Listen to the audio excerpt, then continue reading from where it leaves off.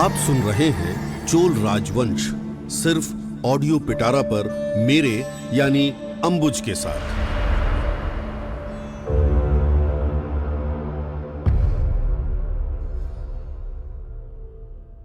स्वतंत्रता के दशकों बाद भी भारत की सेनाओं में औपनिवेशिक परंपराएं जारी रहीं।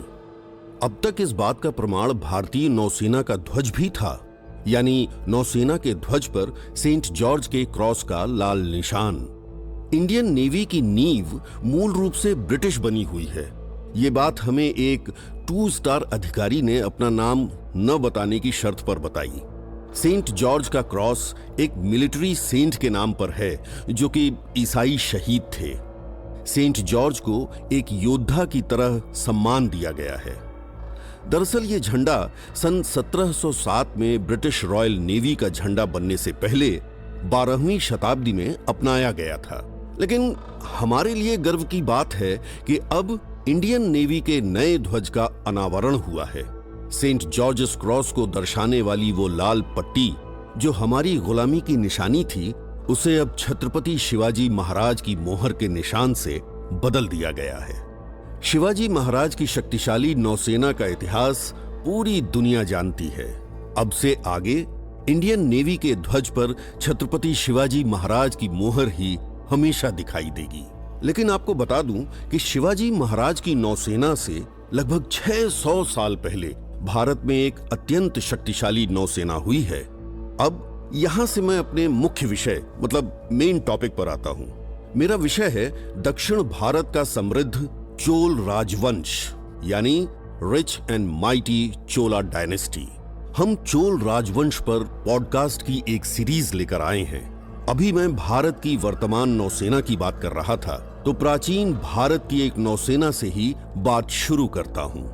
हमें भारतीय इतिहासकार मतलब इंडियन हिस्टोरियंस शायद ये बात बताना भूल गए कि प्राचीन भारतीय इतिहास में चोल साम्राज्य की नौसेना का लोहा पूरे विश्व ने माना था।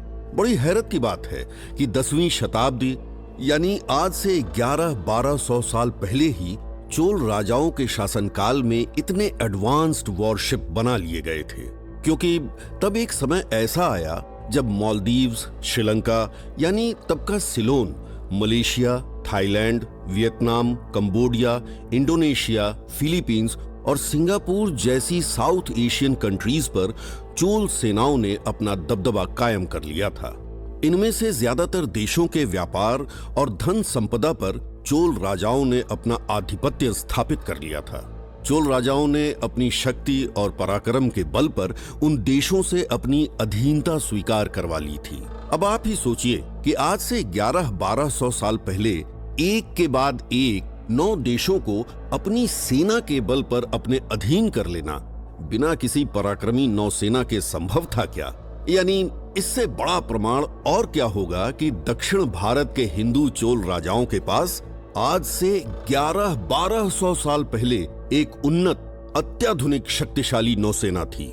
हाँ, ये भी सच है कि इतिहासकारों ने हिंदू राजवंशों के गौरवशाली इतिहास को जानबूझकर अलिखित मतलब डेलिबरेटली अनरिटन रखा, या लिखा भी तो बहुत ही कम लिखा। हम अक्सर सुनते आए हैं कि भारत कभी सोने की चिड़िया था, लेकिन हमें आश्चर्य होता है कि जिस तरह दुनिया के दूसरे प्राचीन राजतंत्रों की समृद्धि और संपन्नता की बातें विश्व पटल पर बताई जाती हैं, वैसी चर्चा भारतीय प्राचीन हिंदू राजवंशों के बारे में नहीं सुनाई देती। हाँ, उत्तर भारत के शासकों का थोड़ा बहुत उल्लेख कभी कभार जरूर हो जाता है, लेकिन भारत के प्राचीन इतिहास की पहेली को जब हम परत दर परत खोलते हुए दक्षिण भारत की ओर बढ़ते हैं तो पाते हैं कि धन संपदा के मामले में अकल्पनीय समृद्ध भारत के इतिहास के कई 100 पन्ने अपनी जगह से लापता हैं।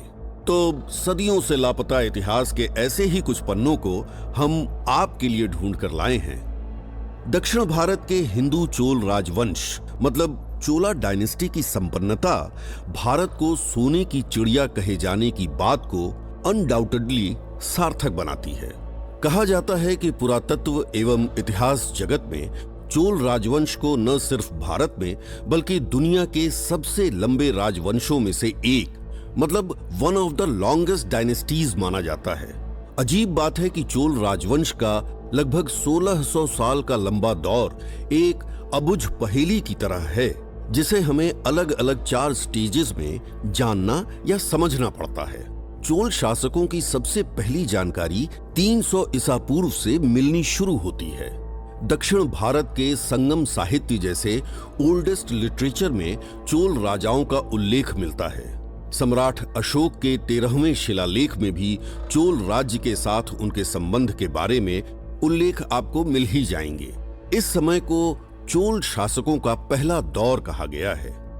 इस दौर में 300 ईसा पूर्व से 200 ईस्वी तक चोल राजाओं के नाम के अलावा और भी कई साक्ष्य मिलते हैं। हम चोल राजवंश यानी चोला डायनेस्टी के गौरवशाली इतिहास का बखान गर्व से जारी रखेंगे। आप अगला एपिसोड जरूर सुनिएगा और ये पॉडकास्ट आपको कैसा लगा हमें जरूर बतलाइएगा। नमस्कार। ऐसे ही इंटरेस्टिंग पॉडकास्ट और ऑडियो स्टोरीज के लिए सुनते रहिए